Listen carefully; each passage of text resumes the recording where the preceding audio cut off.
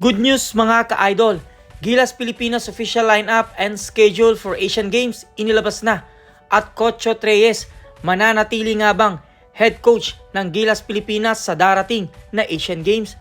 Yan nga ang ilan sa mga maiinit na pag-uusapan natin sa videos na ito mga ka-idol. Ngunit bago pa man tayo magsimula, inais muna natin bigyan ng pansin ng ating mga ka-idol na laging nanonood ng ating vlogs. Nandyan si Ronald Bersubidad, shout out sa'yo ka-idol. Hindi rin naman papalo yung ating ka-idol ni Sikat sa Kinudukusin mula Hagonoy, Bulacan.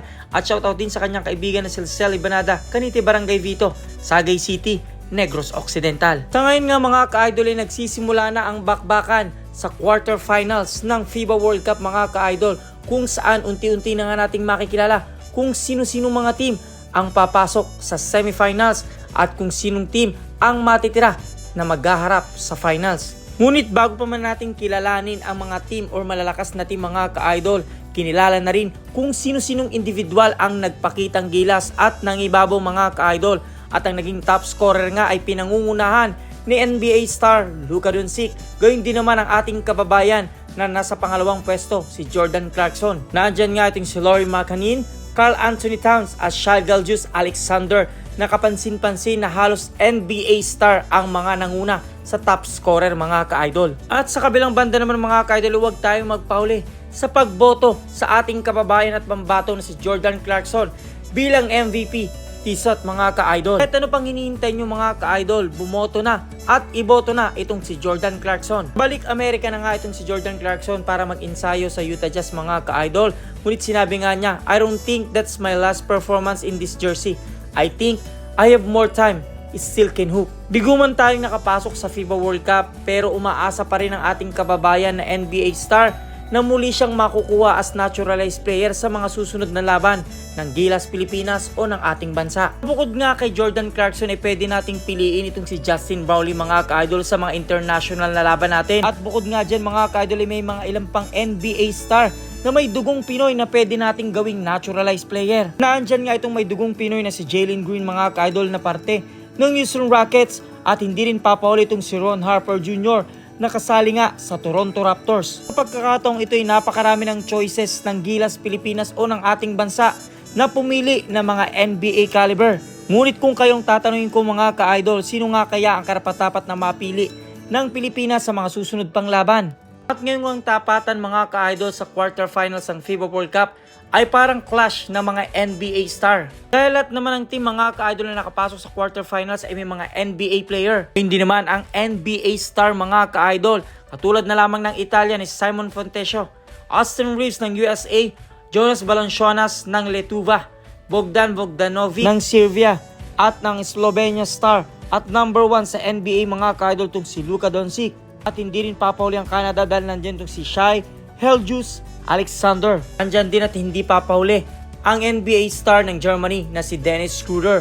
Andyan din ang sa Latvia na si Davis Bertan. At sa naging resulta nga mga ka-idol ng harapan ng USA at Italia ngayong quarterfinals, tinalo nga mga ka-idol ng USA ang Italia sa score na 163. At naging best player nga dyan itong si Mikal Bridges na nakakuha lang naman ng 24 points, 7 rebounds. At hindi rin naman nagpahuli ang successor of iconic stars na si Tyrese Halliburton mga ka-idol ng USA na nakakuha ng 18 points, 4 rebounds at 5 assists. Gayun din naman 3 steal at 1 block. At sa naging tapatan naman mga ka-idol ng Lithuania at Serbia. Ang harapang ito talaga ay naging harapan ng NBA star mga ka-idol katulad na lamang ni Jonas Valanciunas at ng Serbia star mga ka-idol na si Bogdan Bogdanovic. Sa pagkakataong ito mga ka-idol ay nagawang protektahan ni Bogdan Bogdanovic ang kanyang team na Serbia, kung saan nanalo nga sila kontra Lithuania mga ka-idol. Sa score na 87-68 tinalo nila ang Lithuania.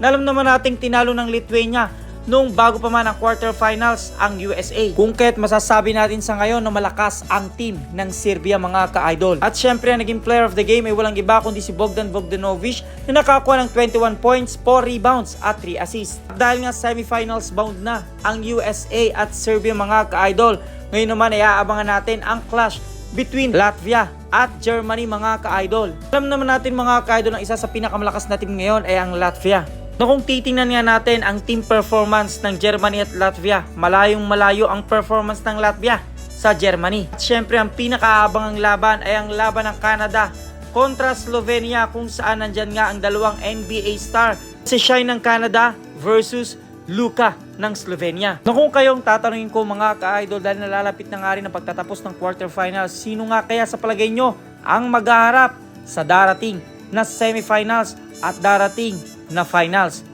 Nang matapos nga ang FIBA World Cup mga ka-idol ay napakaraming pagbabago sa Gilas Pilipinas at tila humarap nga sa napakalaking problema. Isa na nga dyan ay ang pag-step down nitong si Coach Reyes bilang head coach ng Gilas Pilipinas. Bukod dyan ay hindi pa nga sure kung ito si Justin Bowley makakalaro as naturalized player sa Asian Games dahil katatapos nga lamang ng kanyang operasyon mga ka-idol. At ang isa nga sa pinakamabigat na hinaharap na problema ng Gilas Pilipinas sa darating na Asian Games ay ang hindi paglalaro ng ilan sa mga star player nito katulad nilang ni Dwight Ramos, AJ Edu, Renz Abando, Kai Soto na magbabalik na nga sa mga mother team nila sa bilig mga ka-idol. At syempre itong si Jordan Clarkson ay babalik na rin sa Amerika para mag-ensayo at makasama ang kanyang mother team na Utah Jazz. Isang napakalaking problema nga ito para sa Gilas Pilipinas dahil isang malaking adjustment na naman lalo pat nalalapit na nga mga ka-idol ang Asian Games. Magsisimula nga September 26 hanggang October 8 mga ka-idol na ang laban nga ng Gilas Pilipinas ay September 26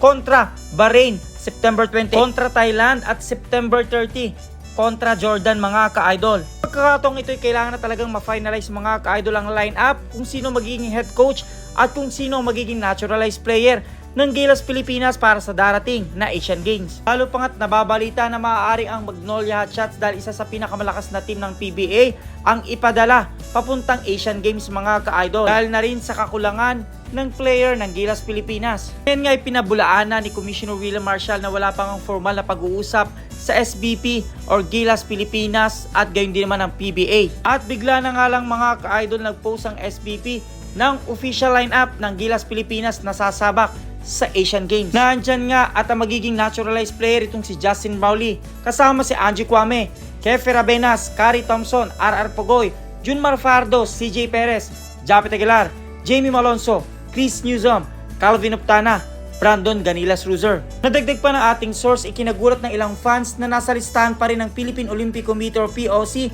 ang pangalan ng controversial na coach na si Coach Reyes na sasabak pa sa Asian Games ngayong buwan mga ka-idol. Ngayon nga mga ka-idol ay tuluyan nating malalaman sa darating na press conference ng Gilas Pilipinas kung saan official lang ang ipapakilala ang lineup ng Gilas Pilipinas para sa darating na Asian Games. Kasabay din yan mga ka-idol ay malalaman natin kung itong si Coach Reyes ay mananatiling head coach ng Gilas Pilipinas kung saan nag-step down na nga siya.